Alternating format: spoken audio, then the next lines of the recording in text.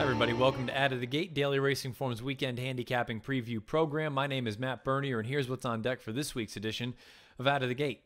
Mike Beer and I will go over some contenders and pretenders for the Kentucky Derby. We're only a few weeks away from the first Saturday in May. We'll also touch on a few graded stakes races from coast to coast, including Saturday's DRF Bets race of the day, the Grade 2 Charlestown Classic.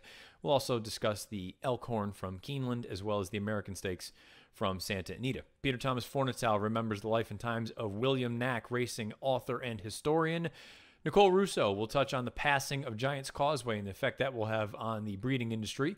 David Aragona from Timeform US will take a look at the 7th at Aqueduct on Saturday afternoon. Jonathan Kinchin takes a look at the early pick 4 on opening day up north of the border at Woodbine. And Mike and I will take a look at some best bets, hopefully pick some winners, and get things going here. Without further ado, let's take a look at this week's hot topics, some contenders and pretenders for the Kentucky Derby. This week's Hot Topics segment, take a look at some contenders and pretenders for the first Saturday in May in the Kentucky Derby. Mike, we're not that far away now. All of the preps, they're done. Now it's a matter of trying to find out who's a legitimate player and who is not. You've got a couple horses. Let's start off with the contender. You thought My Boy Jack ran very well most recently. Yeah, I'm just going to, as far as contenders go, I know that there are more major contenders for a race like the Kentucky Derby than My Boy Jack. I just feel like, you know, he's the kind of horse who, you know, whether he's actually good enough to win the Kentucky Derby, I think he'll show up in a couple of weeks out there at Churchill Downs, and I think he will run his race. This is his most recent start in the Lexington last Saturday. Just another good performance for this horse. He made a big wide run around the turn. The horse that he's going to eventually run down here got a perfect trip right through on the inside, and my boy Jack just does what he always does. He comes running through the stretch, and he gets this horse at Keeneland in the short stretch. And I just think it was another good performance for this horse who, you know, if nothing else, I think he will, you know, show up at Churchill Downs. He will run to the best of his ability. If he catches any kind of a setup, he's going to come flying at the end of that race. And he's just kind of, too, which I like, is he can sustain his run for a long time. That's going to be pretty important as he goes 1.25 miles for the first time. A popular horse that you're going to side against a little bit is the winner most recently of the Grade 1 Arkansas Derby, Magnum Moon. He's done a little wrong so far. He's a perfect 4 for 4. Why don't you like him? Yeah, Magnum Moon, I'm just going to make my pretender for the Derby. And if for no other reason, just because, you know, after 4 starts now, and obviously he's very talented. He's 4 for 4 in his career, and it's never really been that close. He's also not that fast. And I feel like he's just one of those horses who, as he stretches out again on the first Saturday in May, has to improve. Again, he's got to improve a lot if some of these other horses show up with their best race, if he's going to win. And I just think there's a little bit of hype surrounding him. When we look at his Arkansas Derby win, the Grade 1 win last weekend, I mean, he won this race very easily. I think it's also worth pointing out, this was a very soft pace in this race, which he's unlikely to see in Kentucky. You can see how badly he's drifting through the stretch. I can't say that I love that about him, Matt. And listen, maybe he's just so good and so much better than these horses that he's just sort of goofing around out there a little bit. But I don't know, man. I don't like the way that he drifts through the stretch. And he had such an easy trip in this race. Now he's got to improve again. I'm going to be against this horse in Kentucky. I agree with you. And I think the big thing that you touched on, which I think is 100% accurate, he's going to need to get faster. Right now, he's not fast enough to run with the likes of a Justify or even the 2-year-old champion, Good Magic, who we'll talk about momentarily, is a contender. I'm going to look at that maybe a little bit radar, but he's also probably on the wise guy side of things.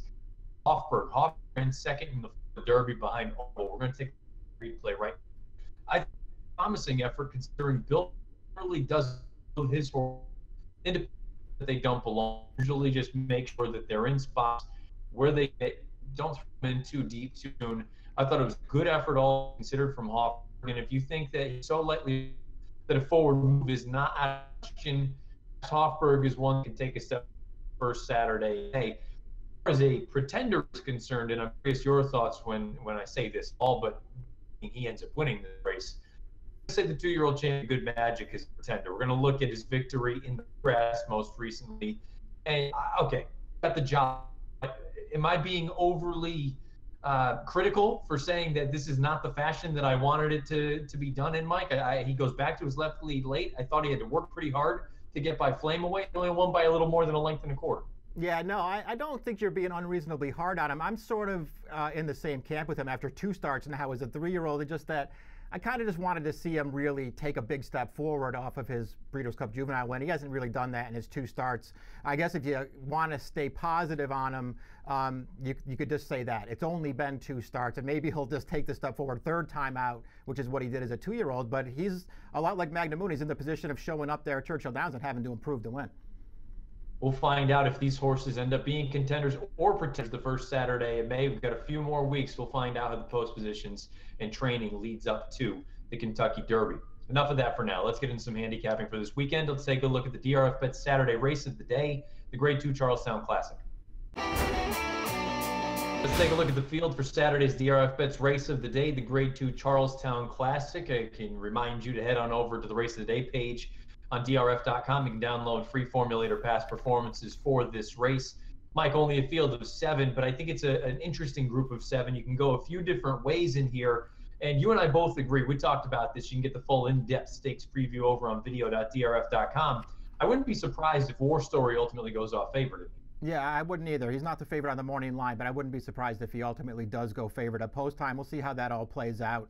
I just look at War Story and feel like he's probably the horse to beat in this race. If you're just, sort of going to try and pinpoint, that the 1 or 2 races that are the best in the field, he's probably run them. And I liked his most recent race at Tampa. We have the video of his Challenger Stakes.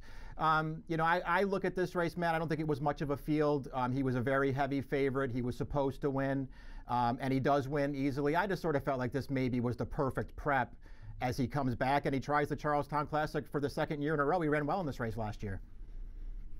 Yeah, he really did. He seemed to take to the 3 turns, and that's always a big sort of unknown. You brought up the form of that race, the Challenger. You've had 3 horses exit that race to run. The runner-up Rafting earned a 71 in his next start. The 5th place finisher an 81, and the 8th place finisher a 73. So it's not as though the Challenger has come back some sort of fantastic effort at this point. But again, just based on figures, War Story is certainly one of the horses to beat. You want to take a little bit of a shot with a price drawn to the outside, a horse that seems like he can do a little bit of anything. That's the number 7, a Fleet Willie. Yeah, I just figured I would take a shot in this race. Not that I'm, so way against War Story or even Diversify, who I think can win off the layoff for Rick Violet. But I just thought a Fleet Willie was an interesting alternative at a price in this race. He's just in really, really good form. I think he's much more of a dirt router than he is a dirt sprinter. He's won 5 dirt routes in a row. He's won 7 of his last 8 races routing on the main track, and his most recent race was just another good performance for him. This is at Laurel Park last time in February. A little bit of a snowstorm there, but he just went right to the lead in this race. Zanotti, the horse who's going to finish 2nd, went with him on the pace, and this horse just left that rival behind through the 2nd turn. He's clear through the stretch. He's much the best, which has been the case in a lot of his races, and I just like his versatility. He's got a little bit of speed, doesn't need to be exactly right on the lead. I'm hoping he keeps close in this race. Maybe he's in contention at the top of the stretch. Maybe the 3-turn configuration helps his running style a little bit, and he pulls off a little bit of an upset. Yeah, you and I are both going to look for some horses coming from the Mid-Atlantic, or staying in the Mid-Atlantic, if you will, but coming from Laurel. I'm going to go with something awesome in here. This is a horse most recently. We're going to take a look at the replay of a $100,000 stakes win for him at Laurel, going 1 mile and an 1/8.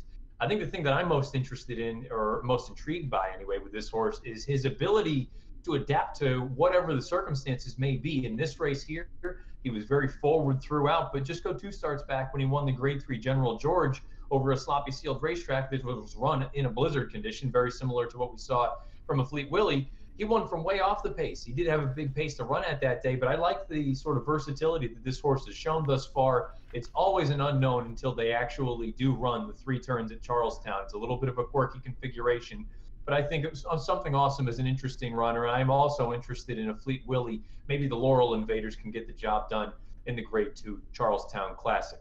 On a more somber note, we're going to turn over to the pedigree pick and the tournament segment of this entire show here on Out of the Gate. Peter Thomas Fornatale will remember the life and times of William Nack, And Nicole Russo will touch briefly on the passing of Giants Causeway earlier this week. Hey everyone, Nicole Russo coming to you for Out of the Gate from Lexington, Kentucky, the epicenter of the North American breeding industry. And that national and international community suffered a major loss earlier this week when Giants Causeway died at Coolmore's Ashford stud following a brief illness. Now, if you're a student of the game, we hardly need to recap his incredible records both on the track and at stud for you. But just to review quickly, on the track, Giants Causeway, European Horse of the Year, never finished out of the exacta and a career spent almost entirely in top-level competition. A Group 1 winner in France as a juvenile, went on to capture 5 Group 1 events as a 3-year-old, and to run a close second in a pair of European Classics as well as the Breeders' Cup Classic. And then as a stallion, what can you say? Giants Causeway went on to excel in almost every metric you could use to rank a stallion. Multiple times a leader of the progeny earnings list in North America, which is the traditional and most widely used metric. Sired champions on 5 continents, including Eclipse Award hero and Take Charge Brandy, approaching 200 career stakes winners, more than half of those in graded and group company. Now, Giants Causeway will get a chance to add to those totals. Of course, he left behind a few good-sized crops that will be making it to the races in coming years and was several months into the current breeding season, so his final foals will presumably arrive next year. But both in terms of his legacy and in terms of your handicapping, let's also talk about Giants Causeway's second-generation impact on the game as a sire of sires and as a broodmare sire. You're going to see those influences in many places, including in the Kentucky Derby just over 2 weeks from now. Now, Giants Causeway's got a number of maybe not breakout, but very useful sons at stud, including Canadian leading sire Giant Gizmo and New York standout Frost Giant. Another young up-and-comer is Creative Cause. Now, from his second crop, he's got my boy Jack out there, who rallied to win last weekend's Lexington Stakes at Keeneland to punch his Kentucky Derby ticket. Giants Causeway with some young sons you're going to start hearing from in coming years. FedBiz, who I'm very high on, tremendous physical, will have his first 2-year-old runners this year who you should keep an eye out for. Multiple Grade 1 winner Carpe Diem will have his first yearlings appearing at sale later this year. And Brody's Cause, not this time, Protonico, all have first foals arriving now. Giants Causeway has also proven to be a prolific broodmare sire, with his standouts in that regard, including none other than 2017 Horse of the Year Gun Runner. Now, current runners in the category include Free Drop Billy, a Grade 1 winner last fall as a juvenile, now moving on into the Kentucky Derby, off a third by disqualification in the Bluegrass. Free Drop Billy out of the Giants Causeway mare Trenza, who also produced multiple Group 1 winner Hawkbill in the midst of another strong season. So Giants Causeway's influence will be strong in this Kentucky Derby. The Run for the Roses now just over 2 weeks away, and we'll have plenty of coverage for you in that lead up on Out of the Gate and the rest of our DRF TV programming. You can check it out on demand, video.drf.com. Peter Thomas Fornatal back with you on Out of the Gate. Different type of segment this week. I'm here to talk about the passing of one of my literary heroes, the great William Nack, who wrote for many years for Sports Illustrated, the author of Big Red, Making of a Champion, a book that had a few different titles over the years, but people generally refer to it as the Bill Nack Secretariat book, and it's spoken about in reverential tones by those who love writing and racing. Nack passed away at the age of 77. This week, I had the opportunity to sit down with several of his friends to talk about his life and times. That's going to be packaged in a special episode of the DRF Players podcast that you can check out in full. But here on Out of the Gate, I just wanted to share a little bit of a snippet of my conversation with the publisher emeritus of Daily Racing Form, the great Stephen Christ. We'll cut to that now. I know you worked not as a colleague, but in a sense alongside him for a long time. When did your paths first cross? Oh, I first met Bill when I became the racing writer for the New York Times in 1981, and I really was, just thrown into the pool on that. And Bill was one of the first people to really take me in under his wing, show me where the backstretch was, tell me how to do the job. And he was a tremendous help to me. I mean, he was, anyone who worked with him will tell you, especially those of us just a little bit younger than Bill, that when you first came around, Joe Hirsch and Bill Nack were the two guys who took care of the younger guys and helped them out. And he was just so generous with his time, and he genuinely rooted for you, and he was just a terrific guy to come up under. Were you very familiar with his work at the time you started? I mean, famously, you came to being a racing fan a little bit later. But had his work permeated your sphere at that point? Yeah, I had read the Secretariat book, and that book, stands as perhaps the greatest turf writing of the 20th century. Bill was, when he was working for Newsday, the daily paper on Long Island, he was the racing writer. And he followed Secretariat around during that Triple Crown. I mean, he stayed with the horse for 40 days. He slept outside the horse's stall the night before the Belmont Stakes. He was his biographer, his Boswell, as people like to say. And he researched everything about the horse and his connections so thoroughly, and then wove it together into this beautifully written book. I mean, first and foremost and above all, Bill was just a great writer, horse racing, or anything else. I mean, I'm not a big boxing fan, but boxing people love his work in that area as well. But Bill's Secretariat book still stands as a shining thing, and when people start to get interested in racing, I always tell them, well, you got to read Nack's book on Secretariat. It's the classic. Am I correct that at the time it came out, what you might call narrative nonfiction, which had such an explosion in the 90s, wasn't as big of a thing? Is it elevating Nack too much to call him somebody who was really an innovator in this category that ended up taking over so much of the bestseller list as time went on? I think that it's very fair to give him credit for that. When Bill wrote for Sports Illustrated for more than a decade and just one great piece after another, he was the master of long form writing. Most of us reporters, you banged out your 800 words on deadline, and that was it. But Bill was writing these 5,000 to 10,000 word pieces, and really just took the time to turn them practically into novels.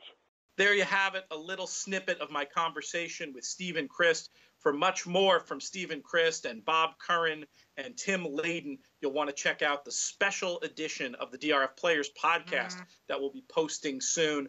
Lots of great memories of Mr. Nack, who will be sorely missed.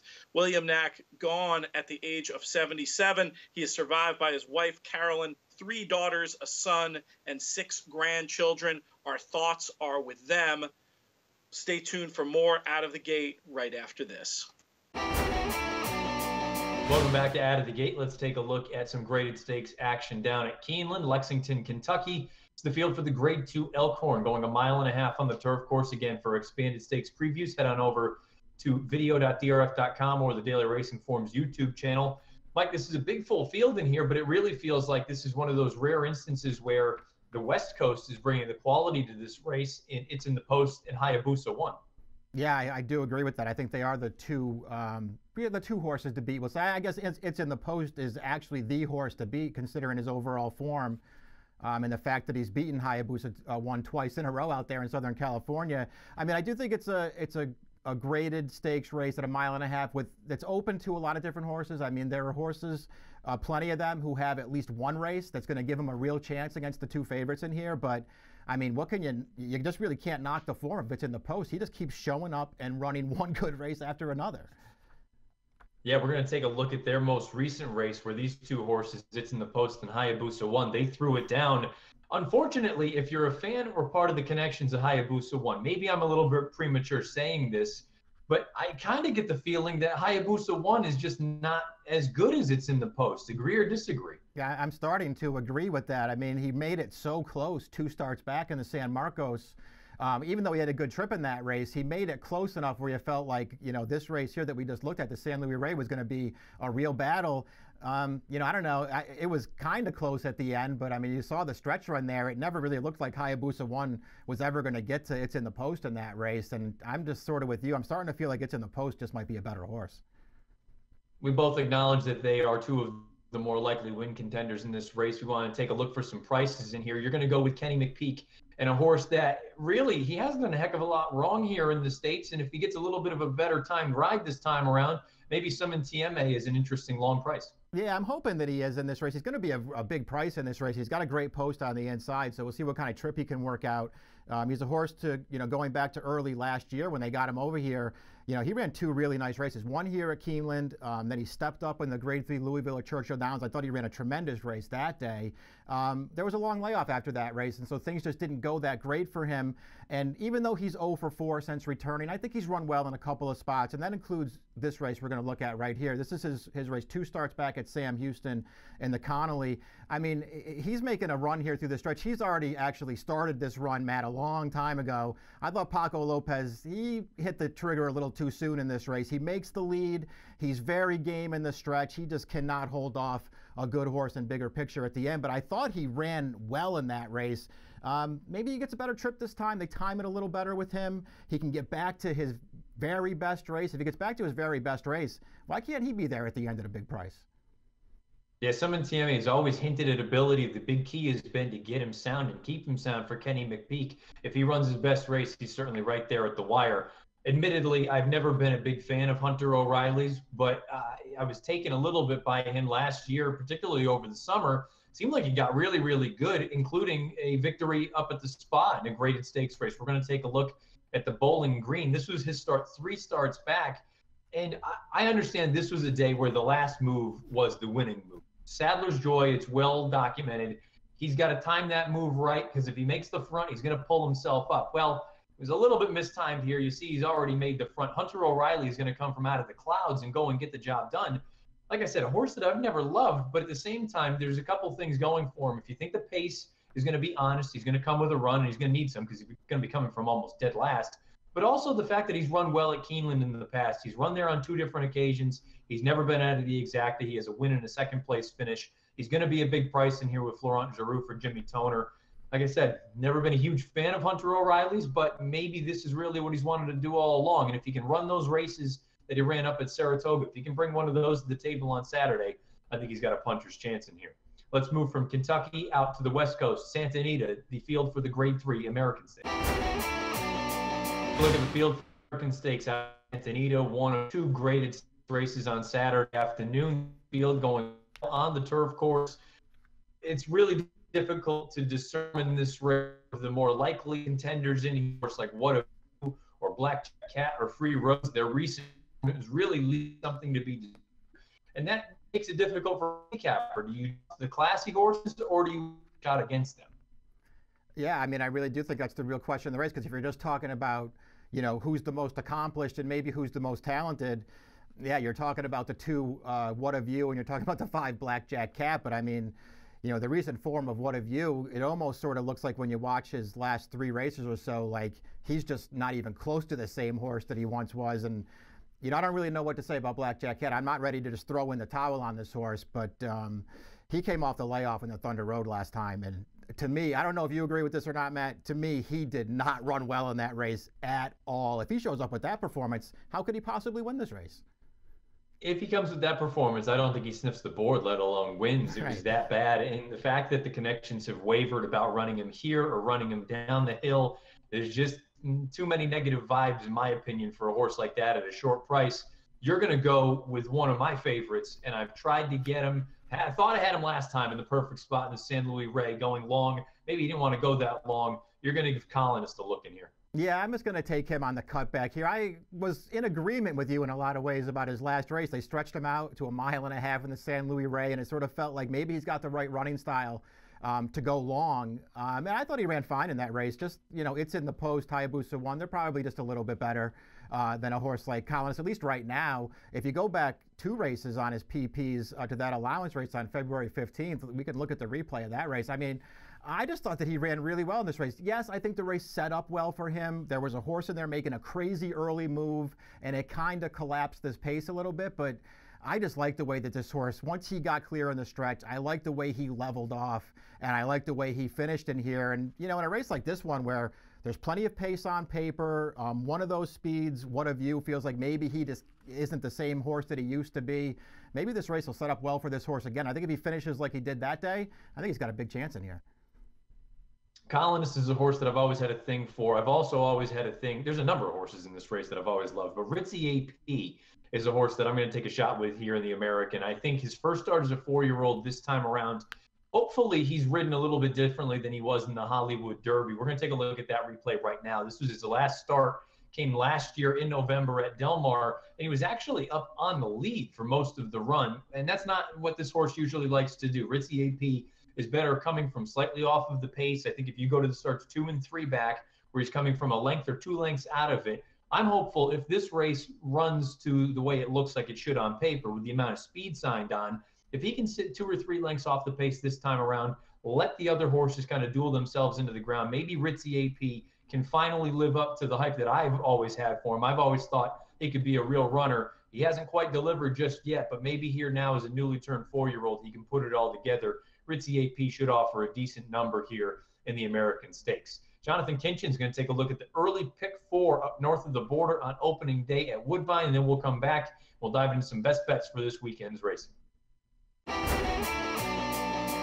Hey everybody, welcome to JK's Play of the Day. We're going to go up north of the border to Woodbine for the early pick 4. Like a stake horse, that should be a single in here in this early pick 4 sequence. We're going to spread a little bit in the first, second, and fourth leg to see if we can't try to catch a little bit of a price. Some interesting spots, 5 furlong sprints on the poly. Tough races to try to sort out, not to mention a ton of layoffs with a lot of these horses. When it comes to these 5 furlong races, whether it's turf sprints, dirt, or poly sprints, I'm looking for the horses that are going to be on or near the lead, especially in situations where they're going so short, because I feel like it's harder to make up ground. You have to have a perfect trip to close into those. Starting with this first leg, an 8 claimer, maiden claimer, $8,000 maiden claimer going 5. Not exactly the classiest of types. I'm going to use the 4, the 5, the 7, and the 8. What I'm doing right here is I'm going to take all the horses that I think have early pace and ability. They're all coming off of a pretty significant layoff. What I'm betting is that one of them is going to be fit, one of them is going to clear, and one of them is going to stay on. So we're going to spread a little bit of that one and that early leg, hope for a price. We're going to use a little bit of a spread technique in the second as well. We're going to use the 1, the 7, the 8, and the 9. The 1, Stay Determined. The 7, Flashy Margarita. The 7, Jimmy's Truck. And the 9, Tismatalized, I guess. Anyways, we're going to go there.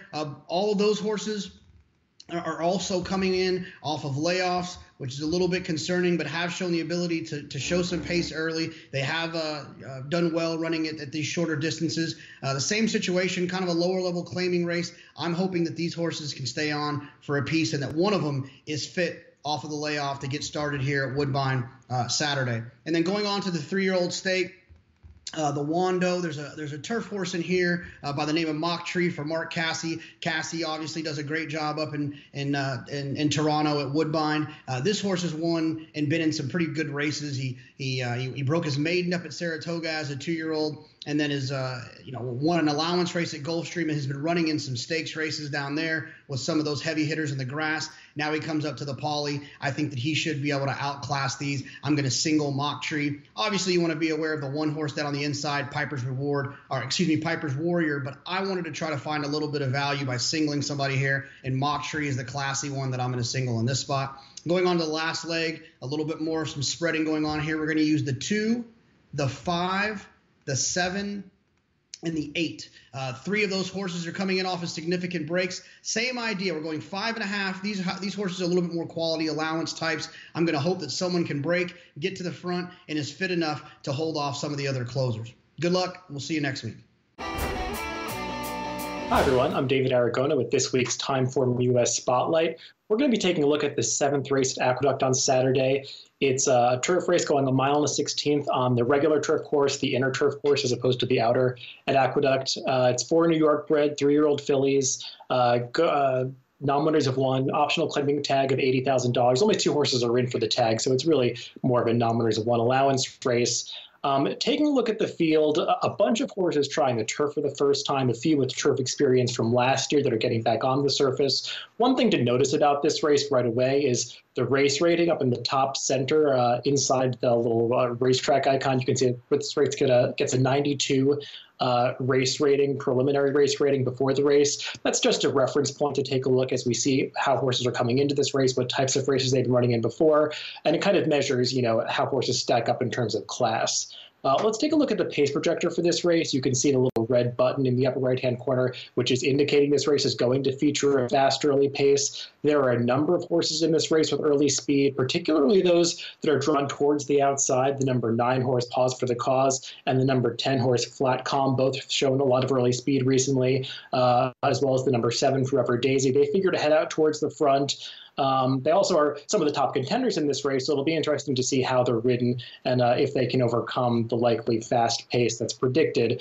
We'll start the conversation with Pause for the Cause, the number 9 horse, who is predicted to be the early leader, and she's probably the horse to beat in this race based on the 2 turf races that she ran last season. She's a filly that's perfectly capable of handling the dirt as well, but the 2 turf races that she ran, they came against slightly tougher company. You see the 93 and 97 race ratings assigned to those races on the left-hand side of the PPs, as opposed to the 92 race rating for today's race, indicate that she probably was facing, slightly tougher fields that day in those races, especially in the November 25th race, where she was beaten by Ozap and Go Noni Go. Those are just better horses than what she's facing here in an open company race. So getting back in this spot, it's probably the right, the right class level for her. It's just, can she overcome that early pressure, given that she's a horse that's really been more successful sprinting on the dirt? So I wonder about the 2 turns for her. I know she finished 4th in that tougher allowance race last year against open company, but I think this distance might be a little far for her. So I respect her as the favorite, but